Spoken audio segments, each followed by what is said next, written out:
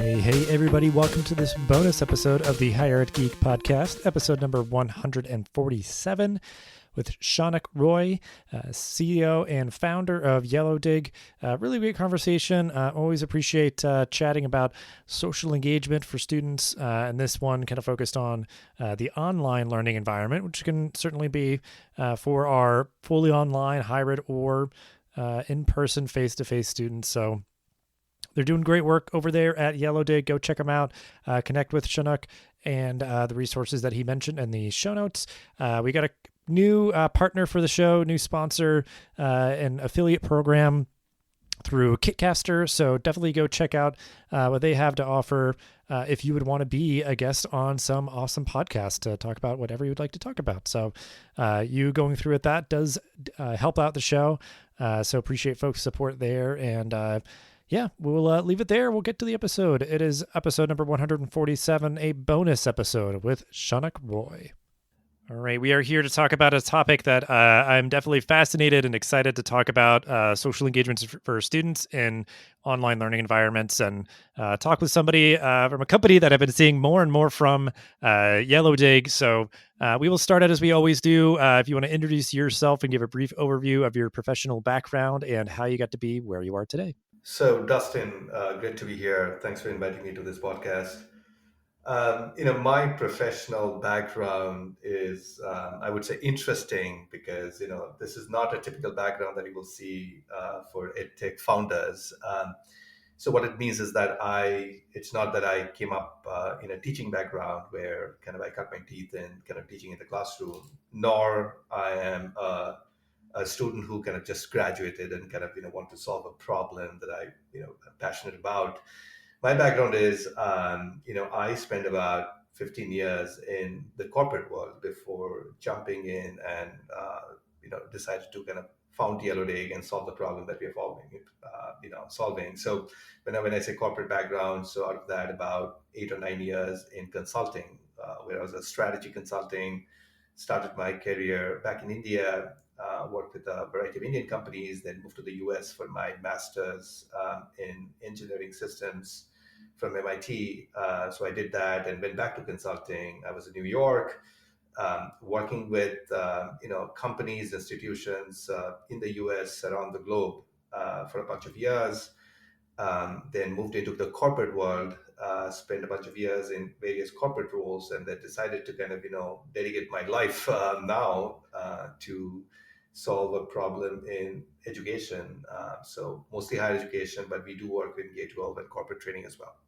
Yeah, I've talked to a lot of people who are in ed tech, and I think just have a variety of backgrounds, and it's like, I don't know, like there's just shouldn't be any sort of prohibitive nature of just like, well, you've had to like work at a campus or do different things to you know sort of get it. I guess like there's just these different insights that can be super valuable. So yeah, but I mean, the present day working, you and your team, Yellowdig. I'll let you explain a little bit about what you and your team do, what the tool is, and everything. So, yeah, we just want to give that brief kind of primer and explanation, just so everybody knows kind of what you all are up to. Yeah, no, happy to do that.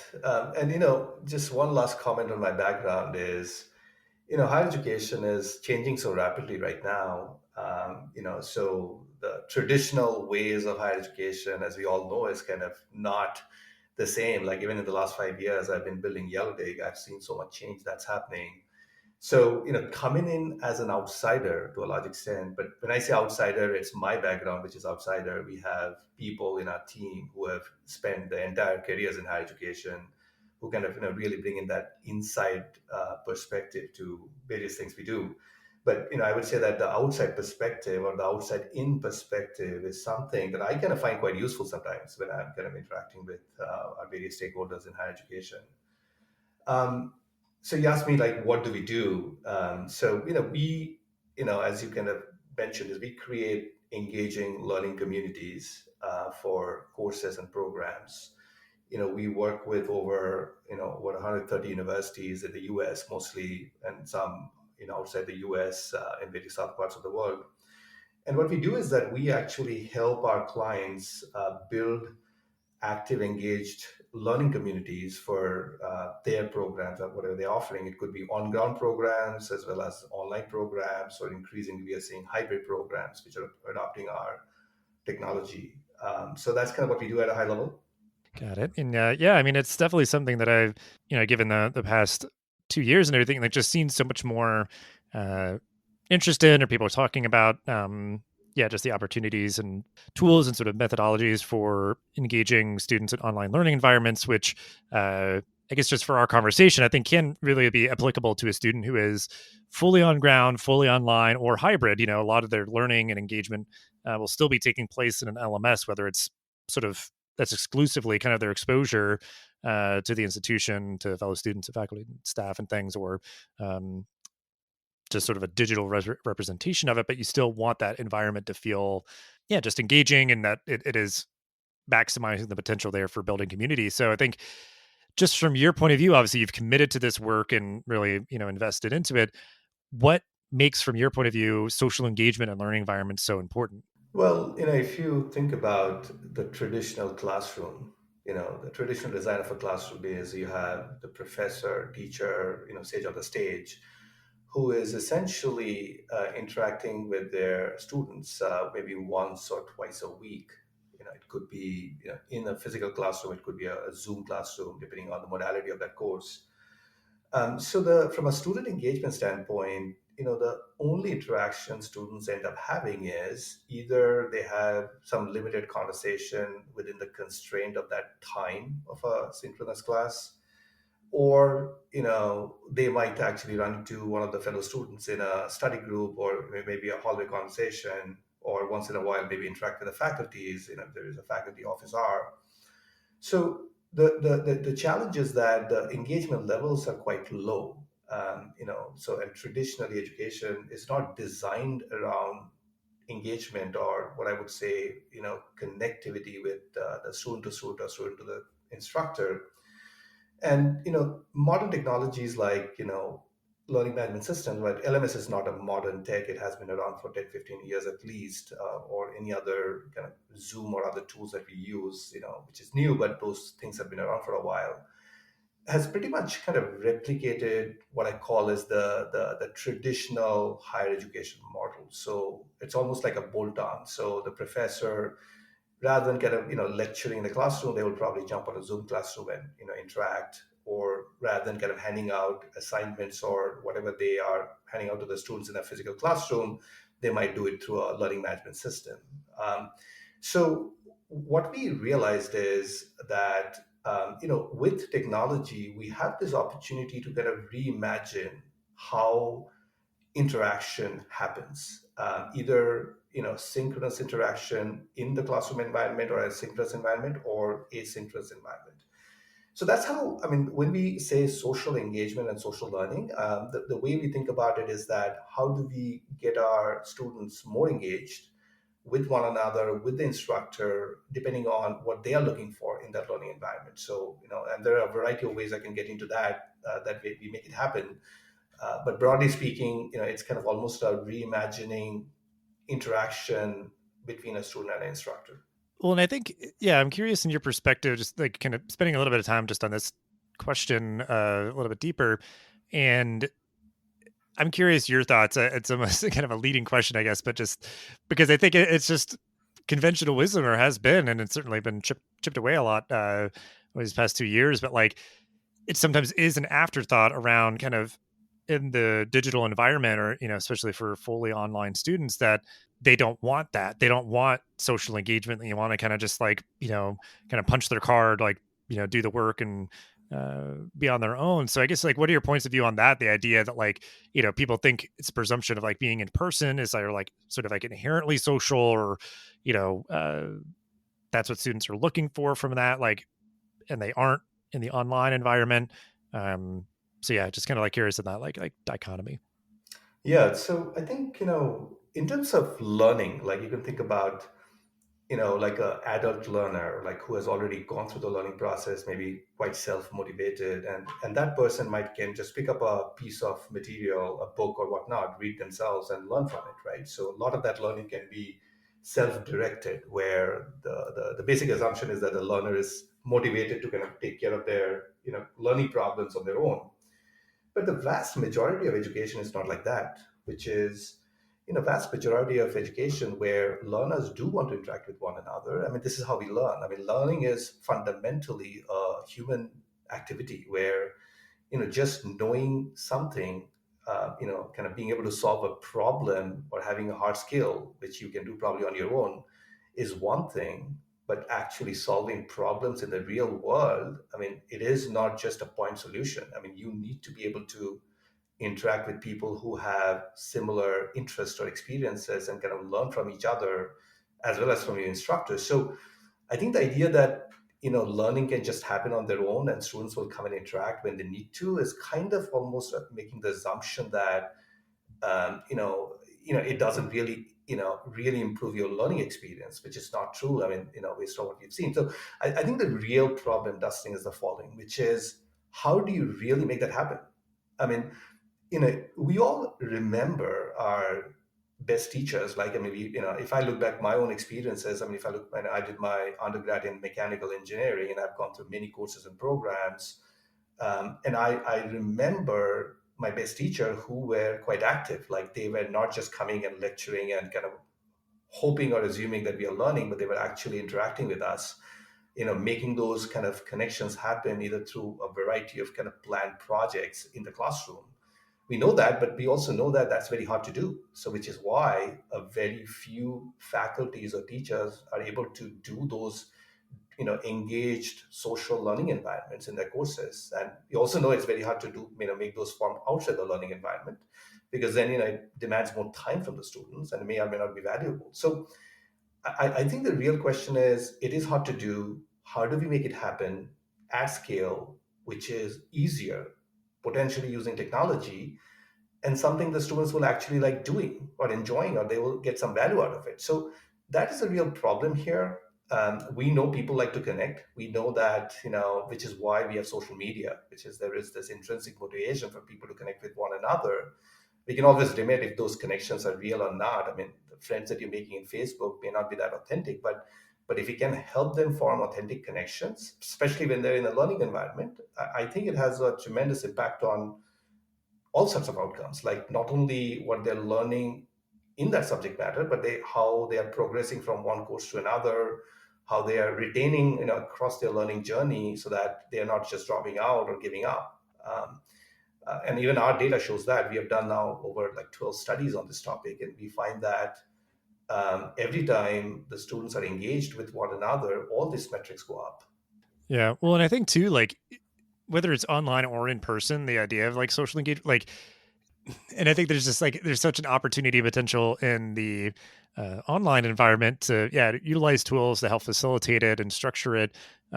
Because whether it's in person or online, there's just I think there could be this tendency to assume it will happen, where it's just like, hey, we have this class full of students. I'm sure they'll connect and socialize and all that. Like, what do I have to do? Or like, that's just like, I don't know. It's going to be very hard for every student to make those connections. So I think with the right platforms and tools in place that helps to nurture those connections and facilitate them. And I mean, just the idea that all these students are going through the same experience together and having that engagement take place in the LMS where they're spending time and allow for them to connect with their classmates. I mean, it's just maximizing that potential, not assuming it will happen and hoping and just sort of letting it be. It's kind of taking that active role and structuring it to have some assuredness, that it is taking place and everything. So I think, I guess that's like kind of my take sometimes is it's like that in that way it's an afterthought where it's like, well, yeah, I know it's important, but I'm sure they're all like connecting with each other on their own, right? Like it's like, well, maybe I don't know. That's right. That's right. And you know what? That we see that. I mean, there are. If you look at how a lot of these programs are trying to engage with their students. I mean, the two models that we see, and unfortunately, both of them don't work quite well. And one of the things that you just mentioned, which is, if I build a forum and hope they will come, doesn't happen because there is no real incentive, right? People behave based on incentives, and if even if there is a group of 50 students are together on a forum, and say, hey, just talk to one another. Like, what do you want to talk to one another, right? I mean, firstly, they don't know each other. They might feel it quite awkward to actually start asking question to somebody they do not know, and if it's fully optional, like why would I engage? I mean, it might sound like maybe there is some value there. Maybe I want to connect with some people, but it just kind of the interactions might turn out to be quite awkward in the beginning, and it might just never take off. I think that's one problem we have seen in those kind of forums. The other problem we often see is when it's kind of completely driven by the instructor, which is the traditional discussion board model where the instructor is almost forcing the students to kind of post once, comment twice, or some sort of a rubric or rule that they need to follow to have discussion with one another. And the problem in that kind of model is, even though you might get some responses from the students, but they are not real discussions. They are pretty much forced assignments that they have to do by a certain time. And we see that. I mean, that kind of creates some post and comments, but that really doesn't drive any sort of authentic engagement. And one last thing I'll say there is, if you want to get in, is I think that the solution we have always found is around kind of designing systems which are behavior based. And a lot of that behavior based design has actually been solved. I mean, there's a whole field around game design that we follow in our platform to be able to drive those engagements. So I think there are ways of doing that, but I think it is more than just kind of as you said, like creating an environment and hoping students will come and kind of engage with one another. Yeah, I mean, yeah, on the kind of gamification stuff, I appreciate just because, yeah, it's just such a fun way to sort of motivate and incentivize different things. But yeah, I mean, we've talked about a little bit. I think sort of the kind of like inertia around this, just in terms of sort of the hope of social engagement happening just by the nature of students being in a class together and everything. But there's now, you know, other great tools and options and things out there uh, that can help nurture that and everything. And I'm sure, you've encountered this a lot. Like, so I'm just curious your sort of 2 cents and point of view on, you know, the institutions and faculty, staff, and folks, like their lag in using and integrating these new tools, because obviously you just have to kind of shepherd change and build new habits and everything. But I guess just thoughts on that, because I think that's something that I've thought about a lot. Is I think there's like a lot of conversation about like any tool doing anything where it's just like, oh my gosh, I mean, look at all the possibilities, and a lot of people will accept and acknowledge and agree. But then when you actually kind of have the rubber meet in the road, the idea of actually being like, well, how are we going to like implement this and like get people to actually put it in their courses or whatever. So yeah, I guess just any point of view on that, I'd be definitely curious to hear. Yeah, no, that's a great question, Justin. I think the challenge is this. I mean, if you really think about the challenge of technology adoption by faculties, there are two big challenges that come to my mind. One is, if you think of faculty today, most faculties are stressed out. I mean, that's the reality. I mean, I was just reading an article by the Chronicle of Higher Education. They posted this whole survey, I believe, where a lot of faculties are getting disengaged, especially during the pandemic and as they're getting out of the pandemic, because we are asking too much from faculties, right? I mean, in one hand, students are disengaging, they're not happy. There are plenty of statistics or numbers around it. They're not showing up in the classrooms, and faculties have this insurmountable job of engaging students where everything around them are changing, and we are relying on them to be able to do everything, right? So that creates this whole stressful situation for faculties where we go and say, okay, now adopt yet another tool and that's going to do these magical things. Is by default like, hey, I don't have the time for it, so why would I adopt technology where I'm already kind of have pretty much disengaged at this point? I mean, that's a huge problem now. The other problem is that you know, for them to really use technology in the right way, it cannot be a bolt-on strategy. So what I mean by that is, like as a faculty, okay, I'm lecturing in person. I'm going to do this lecture online. So let me use a video tool. I mean, that's one. Okay, and I need discussions, so I add a tool. It rarely works. The reason it really works is because most technology, if it has to drive the right outcome, it has to be part of the learning design in some sense. And that's kind of real training and hard work there. So Hard work meaning in terms of really thinking about the technology as part of their learning design. So I think the way we see it work the best is when we essentially explain to faculties that this piece of technology is not going to lead more busy work for them, but actually going to solve some of their problems, like problems around actually having their students engaged, which pretty much every faculty wants that. I mean, I would yet to meet an educator who would say that, oh, my job is to just go and teach, and I don't care about the students learning or not. I mean, I don't think anybody would agree to that. The question becomes how much work I'm going to put in. So if you can say that you can put in far less amount of work, like in our user base, we see they're saving about two-thirds of their time they spend in trying to engage students when they use our technology like us. So being able to show that data and being able to explain that, and getting that buy-in so that they allow us to design Yellowdig into their learning process so that it's no longer a bolt-on, but actually going to transform their teaching practices, is when the results start showing up. And it's almost like a light bulb. Like once the results show up and once they see that, you know what, if I can make this change and this is going to be a much better world for me, personally, as a much more fulfilled educator, as well as I'm going to have more time to do the things I love to do, that's when they really truly adopt technology. And that is hard to do. And we are seeing more of that though. I mean, I would say, Dustin, I mean, 3-4 years back, pre-pandemic, given some of these tools were not a must have, and people used to think like, okay, you know what, I can just get by doing what I do today. I think there is enough frustration in the faculty base now. They're open to kind of really have that dialogue. And we are seeing that happen. I mean, in our client base, we are seeing a lot of progress in that direction right now. Yeah, I mean, I'm just grateful that there has been a little bit of a paradigm shift in acceptance of the value of social engagement and the learning environments and everything. So, um, yeah, I mean, and it definitely makes a lot of sense what you're saying too. Or like, I would imagine a scenario that may be common is that you might have a faculty member or staff, whomever, that just gets it, and if they can pilot it, even just like in a course, and then like you kind of have a proof of concept, that can kind of go a long way with convincing, because yeah, there's would be that kind of inertia and skepticism, and not really being sure of the reality of what it would mean to implement something new. And yeah, I mean, just the idea of being able to have something that makes the student's experience better and does not create like a huge amount of additional work for a faculty member is uh yeah, it's like that's the goal. That is what tools like these do. So uh yeah, that's definitely like the target you have to aim for to get people to be like, oh, okay, all right, like let's do this.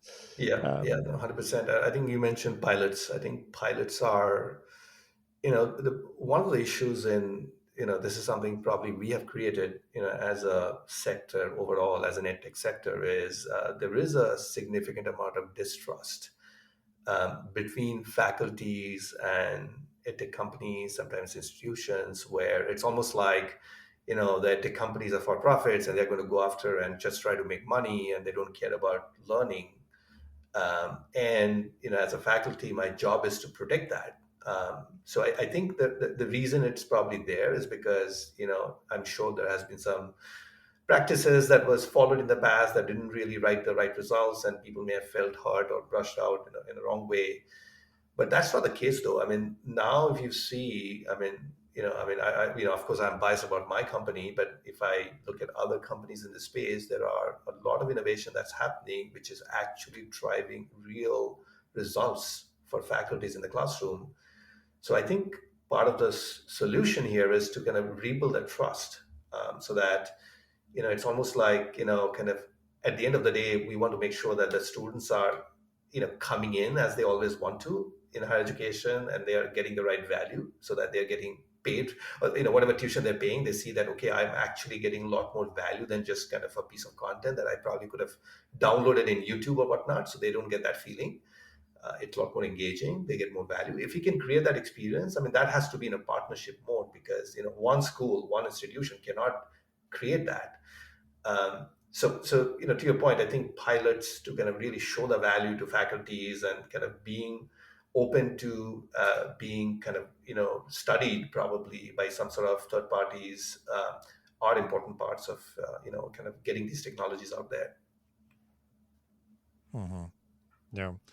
Um, well, I mean, this work has come a long way, but I think there's so much momentum now with just the adoption of uh, more digital learning and hybrid learning and all these different things, and I think really investing in that experience for students. So, from your point of view, I'm sure you just do have a very unique, interesting vantage point.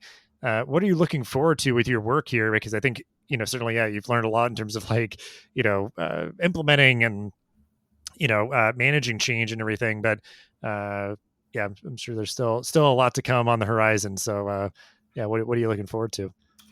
Yeah, I think it's a very interesting question. I mean, personally, of course, I have my own desires, but if I look at where we are, right, in this sector, like higher education or education overall, my real hope is that we know that there is going to be digital transformation happening in higher education. So the reason we know that is because the students are not the same students we had 5 years, 10 years back. They have a lot of opportunities. They can go pretty much anywhere, and or not even go to college and kind of study on their own, because there are tools available now. We have this internet now where you can pretty much search anything in Google and learn about it. So defining the value of higher education in a way which is focused on the students, and I think kind of really thinking about how we can use technology or edtech specifically to drive better learning. A lot of the times when I hear about technology, it kind of gets clubbed into these buzzwords like online learning or hybrid learning, as if like, oh, it's a new way of teaching. At the end of the day, it's not. Like, the whole world is online right now. Like, think about COVID. Like, we are pretty much online 100%. There's nothing Hmm. like online. I mean, even if a student goes to a physical classroom, they're there for like 5-10% of their time. Their entire lives are digital now. So there's nothing called online learning or hybrid learning. It's just learning. And the question becomes, how can we improve the overall learning experience so that students find it valuable, so that they will actually say, you know what, I'm going to spend the time to and the money to be in this program, and not and at the end of at the same time make the faculty experience better as well, because I think that's going to be a big challenge if we don't really make some course correction here. So that's what I love to see. I mean, I think it would be some sort of partnerships with the right players. Like, for example, we work with you guys, I know, and we work with other schools, and kind of really coming together and having these conversations in an open way, and kind of really trying to understand each other's point of view and see if we can work together, as opposed to kind of not trusting each other in some sense. And I don't see that that mistrust is there broadly, but I think we need to address it in a much more focused way, saying how can we build more trust so that we can come together and solve these problems in a meaningful way. Hmm. Yeah. That is a helpful reminder because it's definitely like a new thing for a lot of people of like teaching and learning in an online environment. But it's like almost like, I guess when you're saying that, it's almost like you would wish that like the words were flipped, that it's like learning that happens to take place in an online environment versus like online, like that it's like, yeah, I don't know, some like radically different or, thing that it's like, no, like learning is learning. And, you know,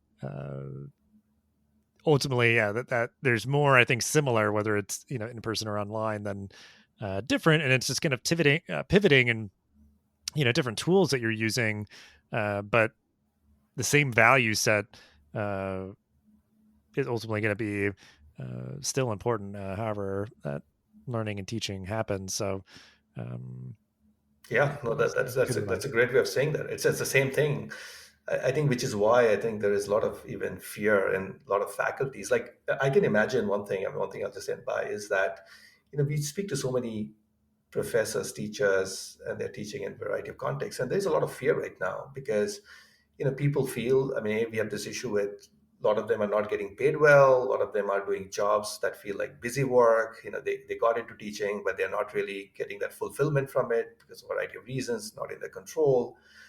And I think what we, if we can kind of say that, okay, at the end of the day, let us just focus on maximizing that learning outcome. Like, if somebody decides to go to a school or a program and they decide to spend 10 hours, those 10 hours should be maximized Hmm. using whatever tools are needed. Like, for example, it could be in person if that's possible and cost efficient. If not, using the right online tools. But that's what we want to maximize on. And I think everybody wins in that environment because the innovation happens, and the faculty who have they just move from one way of teaching to another way, and there's some learning involved, and I'm sure all of us can go through that. So I think we just have to kind of frame the problem that way, as opposed to kind of, often the problem is framed as like, hey, what's your online enrollment, are you growing, are students coming? Because it almost feels like the focus is more on the aspects of learning which are not that valuable. I mean, it's like, but not really focusing on the true learning experience, which is so much valuable now, and which is where a lot of the problems are, which is why students are getting disengaged right now. Yeah, I mean, that's a lots of the lofty goals you can say. I mean, we are just one Hmm. company. I mean, of course, I cannot do it on my own for sure. I think it's a matter of having these conversations and getting the right folks at the table. Yeah. Yeah. Well, I think like, I think of just sort of like, modern higher ed and teaching and learning and all that. Like, it's just this like Voltron of like, different pieces plugging into each other to create, something that's, greater than the sum of its parts, or, however you want to kind of say it. But, it does take a lot of different people and tools and things like that to create a really, positive and effective and engaging learning environment and everything. And that, um, yeah, I mean, I guess I'm sort of biased, but yeah, like the sometimes like overly emphasized focus on, yeah, just like more and more and more students. It's like, sure, but like if you give them like a positive experience in their learning environment, then you're retaining them and likely getting like more positive word of mouth, or just like that sort of thing. So it's, don't entirely do one too much at the cost of the other, certainly, but uh, 100%, I 100%. And don't. actually, a lot of the things that we are talking about here, Dustin, I feel is like almost like given in some other sectors, which is non-education sectors, where like, if you look at the consumer sector or e-commerce and elsewhere, like if you have a product that's not great, no amount of marketing is going to make it successful, right? And even if I Mhm. go and get like 10 customers or 100 customers today because I did really good marketing, it's just going to eventually fail if the product itself is not providing the right value for the customers. And higher education, of course, there was this advantage that students will go there just for the name or the degree, or they had no other option, or there's some other things in place. So that is changing. I mean, now, if that is changing, I think just trying to do better marketing and trying to, kind of get the students is, of course, that's important. Like any business, we do that too. But at the end of the day, I think the real problem is the learning experience, and kind of really having some investment and focus in that area is super important. I do believe that, though, it's not just important, but that's where the next level of competition is going to happen, because people who are going to deliver better experiences are basically going to win, because those students are going to be their champions. And if that doesn't happen, it's just going to naturally fail, maybe much faster than it had failed in the past. That's definitely kind of my hot take as well. Is that I think that that's going to be new kind of competitive edge is uh, yeah, investing more in the student experience and retaining the students that you do have. But um, yeah, so I mean, as we wind down, we always like to give an opportunity if there are resources that you'd want to share, resources of your own, or uh, any other things that are kind of catching your eye and grabbing your attention, stuff that we can put in the show notes. In terms of resources, and I've been having these conversations with very interesting people lately. So two kind of books that I recently read, I think I found quite valuable. One is by Joshua Kim and Edward Maloney, and they wrote a book called Learning Innovation and the Future of Higher Education. Very interesting book. I think it Mhm. captures some of these ideas around access and quality is the two big tenets, and the quality part has been overlooked for a long time, honestly. And and that's becoming more important. So if you're interested to kind of see what other schools are doing, I found that book quite helpful. The other book I recently came across was this book on active learning online by Stephen Gosselin. And Stephen has been kind of almost like a 30-year professional an educator himself. He's a well-known educator in active learning. And I found that book pretty interesting because he goes pretty deep into how our mind work or our brain work to kind of really figure out what kind of active learning techniques might work for our students. So, and he actually touches on gameful learning approaches as well in his book. So, very interesting book. So, it's called Active Learning Online by Stephen Gosselin. That's useful. All right, very good stuff. Yeah, we'll link out to those for folks to check out. And then we will end as we always do. If you have a final thought or call to action on this topic to wrap up the episode. So, firstly, thanks for the invitation. I think my final thought is, more conversation. I think what we really need to have is folks who are working in the space in a different ways, and maybe in the fringes, maybe in the core. But I think we need to have more conversation around how we kind of innovate these, this next generation learning design and kind of universities or programs that we are building, rather than just kind of following the old template, which we know, doesn't quite work, and spending money behind them may not be always the right solution. So, yeah, my call to action is let's have more conversation. And if you want to talk to me, you can find me in LinkedIn. Is probably the best way to find me. Just go and search for my name, Shaunak Roy. And I'm there, and message me. I'm happy to chat. If you want to learn about the company that I run, Yellowdig, you can also find us in LinkedIn or go to yellowdig.com and reach out to us. Definitely would love to have a conversation. And we do have a limited number of free pilots that we do for institutions if you do qualify. So if you're interested in trying us out without any cost, would love to talk about that as well. And you can contact us through our website. Awesome. Yeah. I mean, we'll have ways, yeah, absolutely. All the ways that you mentioned to connect with you and your team there, Yellowdig, to keep the conversation going. But yeah, I mean, this is really great stuff. Love geeking out about this topic, and so grateful to you for taking some time out to talk a little bit about it. So yeah, just thank you so much for all that you shared. Yeah, no, thanks. Enjoy the conversation, Dustin. Thanks for the invitation. And yeah, look, if you want to chat more, reach out to me. And I don't know if you have used Yellowdig or you have seen Yellowdig. I mean, if you want to learn more about anything about us, definitely reach out. Love to talk more. Thanks for listening to this episode of the podcast. Make sure to rate, review, and subscribe so you never miss an episode. Thanks again for listening, and we'll see you in the next episode of the Higher Ed Geek podcast.